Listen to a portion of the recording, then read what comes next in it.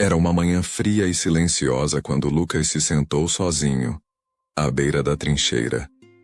O céu estava coberto por nuvens cinzentas, o ar cheirava a pólvora e terra molhada, e os sons da guerra haviam dado uma trégua, mas só por alguns minutos. Ele segurava uma folha de papel dobrada com cuidado, como se fosse frágil demais para existir naquele lugar. Era sua última folha seca, e também sua última chance de dizer tudo o que precisava. Com a ponta do lápis entre os dedos, trêmulos ele começou. Querida mãe. A cada palavra ele deixava escapar um pedaço de si. Escreveu sobre como estava se sentindo, sobre os companheiros que já tinham partido, sobre os momentos em que pensava em desistir, mas também sobre os motivos pelos quais ele permanecia em pé. Ela. Escreveu que sentia saudades do cheiro, de café fresco pela manhã, da roupa secando no varal, do jeito que ela o chamava de meu menino mesmo quando ele já tinha virado homem.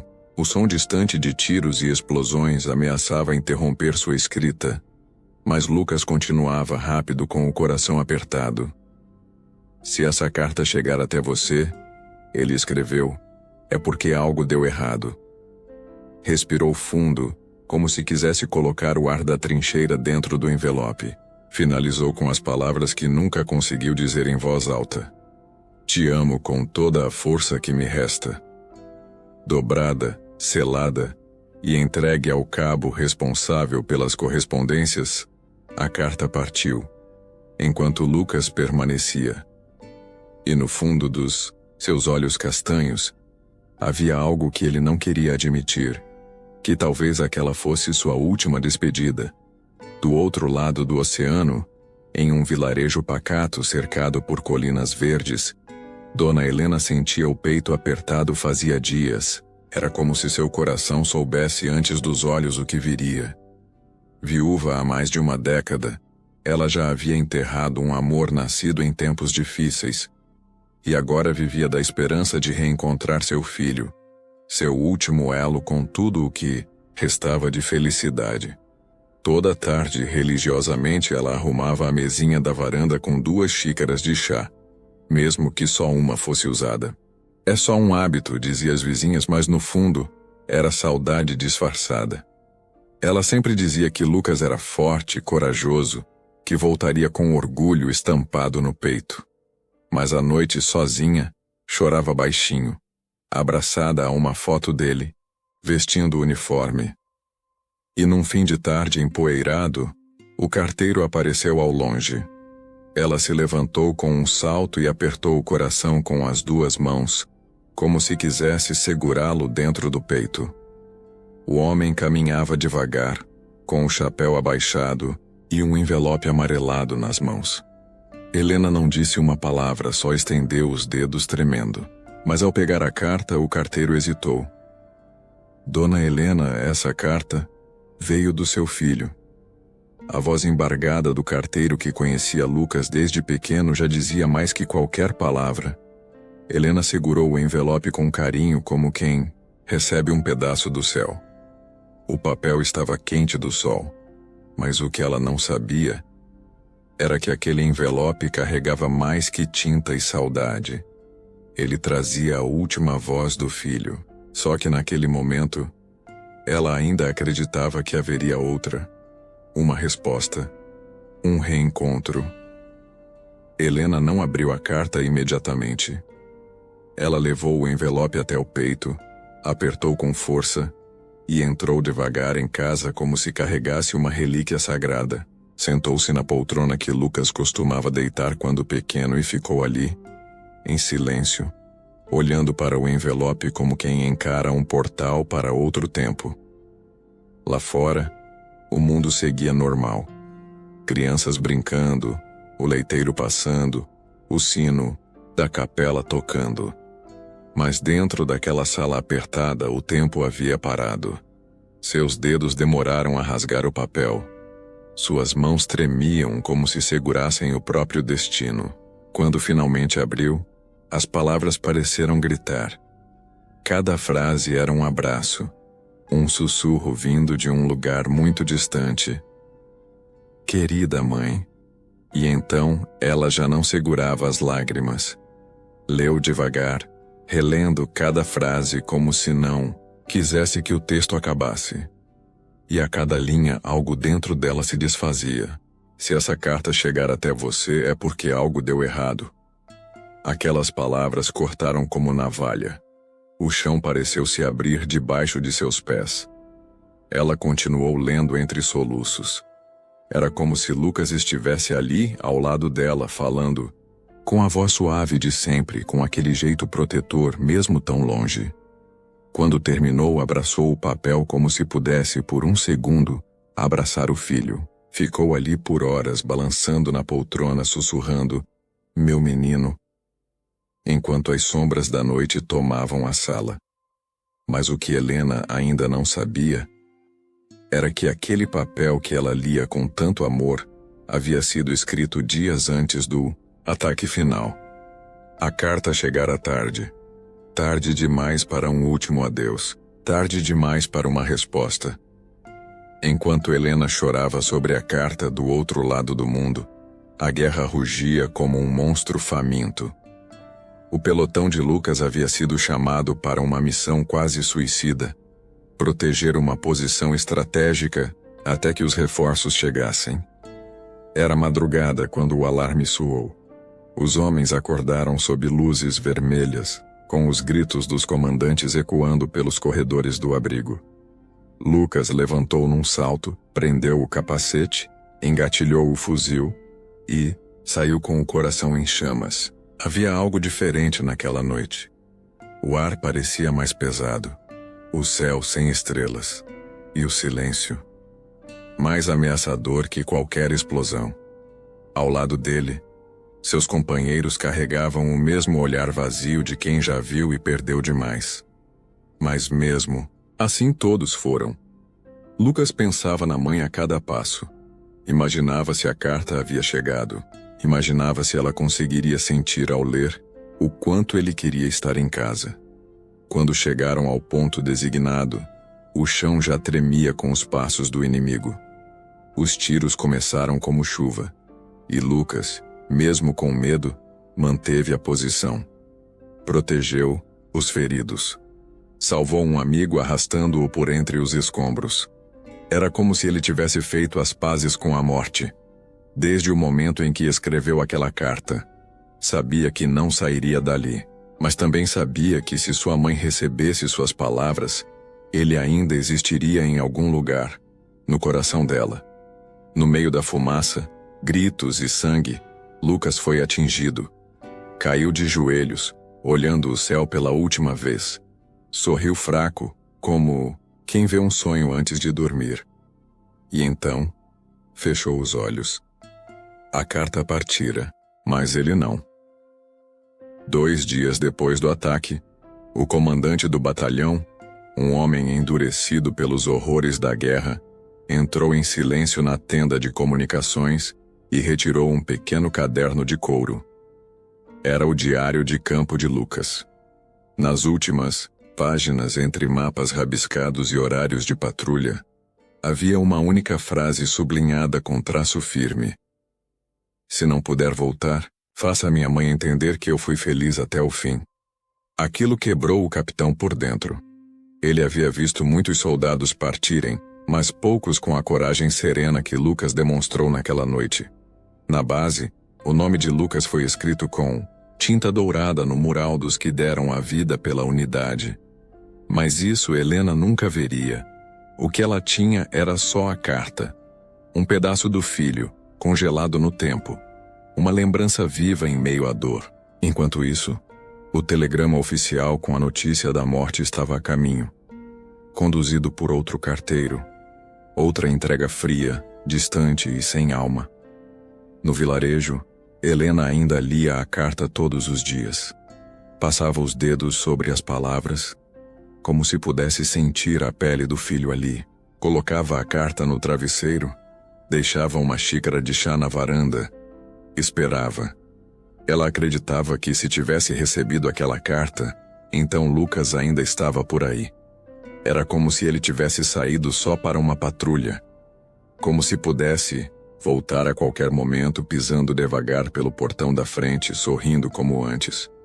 Mas o tempo foi passando, e com ele, a esperança começou a se desfazer, como folhas no vento.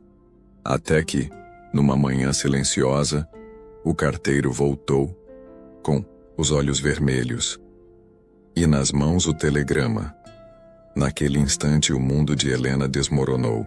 O carteiro não disse uma palavra, apenas estendeu o telegrama com as mãos trêmulas. Helena não gritou, não desmaiou, não chorou. Ela apenas olhou para o envelope pardo com o selo do governo estampado no topo e entendeu. Era o tipo de papel que ninguém quer receber.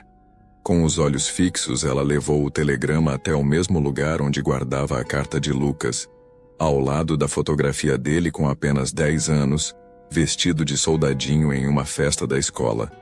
Sentou-se na poltrona, de novo. E ali ficou.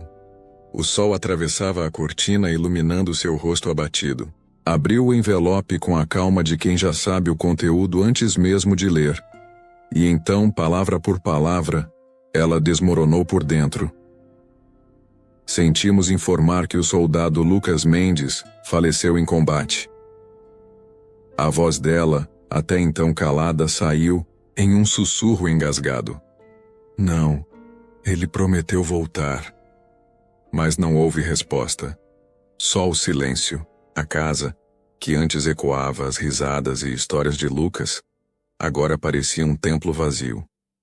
Cada cômodo guardava um pedaço dele.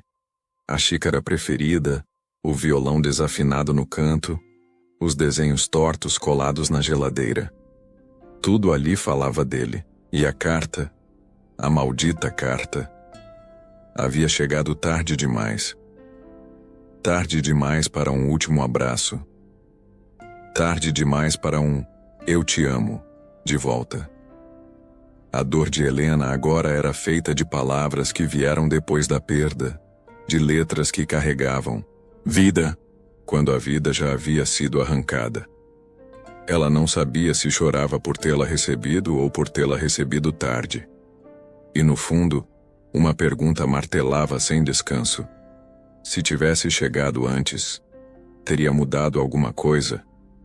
Nas semanas que se seguiram, Helena viveu entre lembranças e silêncio. Sua casa, antes cheia de vida, parecia uma prisão de saudade. Ela caminhava pelos cômodos como quem procura sinais, como quem espera ouvir a voz de Lucas atrás da porta. Na janela, as flores murchavam, e o vento parecia sussurrar memórias que ninguém mais queria escutar. Amigos e vizinhos tentavam confortá-la, mas nada preenchia o vazio que aquela carta, por mais cheia de amor que fosse, não conseguiu reparar. Ela começou a escrever suas próprias cartas para o filho. Não para enviar, não havia ninguém para receber, mas para sentir que, de alguma forma, ainda estavam conectados. As palavras saíam cheias de confissão, de perdão, de saudade que esmagava o peito. Meu menino, se pudesse te abraçar agora. A carta de Lucas era um tesouro guardado num cofre de lágrimas. Helena relia aquela folha amarelada e se perguntava como alguém podia amar tanto alguém que já não estava ali para ser amado. Naquela solidão, ela descobriu a força que só o amor pode dar. O amor que sobrevive à distância, à guerra, à morte. E naquele vazio, Helena aprendeu a carregar o filho no coração, mesmo sabendo que nunca mais ouviria seu nome chamado no portão. No campo de batalha, longe dali, um jovem soldado chamado Rafael olhava para o horizonte com olhos que já tinham visto o pior da guerra. Ele era amigo de Lucas, quase um irmão de batalha, e carregava consigo a dor da perda que nem sequer podia contar em palavras. Quando soube da morte de Lucas, sentiu como se um pedaço de si tivesse sido arrancado. Na noite antes do último adeus, Rafael encontrou o diário de Lucas e leu aquelas linhas escritas com tanto cuidado e amor. As palavras daquele amigo que nunca teve medo o atingiram fundo, despertando uma promessa silenciosa. Nunca deixarei que o sacrifício dele seja esquecido. Rafael voltou ao campo, lutando não só pela sobrevivência, mas pela memória daquele que ficou para trás. Em cada passo, em cada tiro, havia o peso daquela ausência. E mesmo quando a escuridão parecia tomar conta, ele carregava a chama de Lucas dentro do peito. A certeza de que, mesmo ausente, o amigo continuaria, vivo na lembrança de quem o amava. Aquela noite, sob as estrelas que testemunhavam aquela promessa, Rafael fez seu último voto.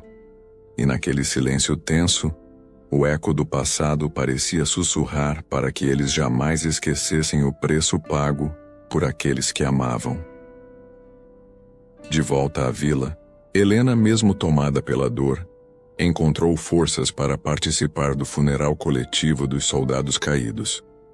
A praça central estava cheia, o céu encoberto refletia a tristeza que pairava no ar. Entre os rostos desconhecidos, ela buscava um traço do filho, um sinal de que tudo aquilo não era em vão. O comandante, que também carregava o peso daquela perda, fez um discurso que parecia ecoar na alma de todos. Eles lutaram por nós, pelo futuro, pelo que acreditavam. E mesmo aqueles que ficaram para trás vivem em nossas memórias. Helena segurava firme a carta de Lucas, que agora era seu último elo com ele. Enquanto os caixões eram baixados, sentiu o coração apertar, como se o chão fosse engolir a esperança. Naquele instante ela compreendeu o valor daquele adeus. Era a despedida que o tempo atrasara, mas que a coragem e o amor finalmente concederam. Depois, quando tudo acabou, ela voltou para casa, com a certeza de que Lucas, mesmo longe, nunca deixaria de ser seu menino. E a carta, essa história que chegou tarde demais, passou a ser símbolo de uma promessa eterna, a de nunca esquecer quem amamos, mesmo quando o adeus é o último gesto. Os dias passaram, e a vida na vila seguiu seu curso, mas para Helena, nada seria como antes. Ela guardava a carta em um lugar especial, um relicário invisível feito de lágrimas e saudade. À noite, quando o mundo silenciava, ela lia e relia aquelas palavras como quem tenta manter viva uma chama prestes a apagar. A carta que chegou tarde demais virou um símbolo da dor e do amor que a guerra carrega. Histórias interrompidas, sonhos perdidos e corações partidos.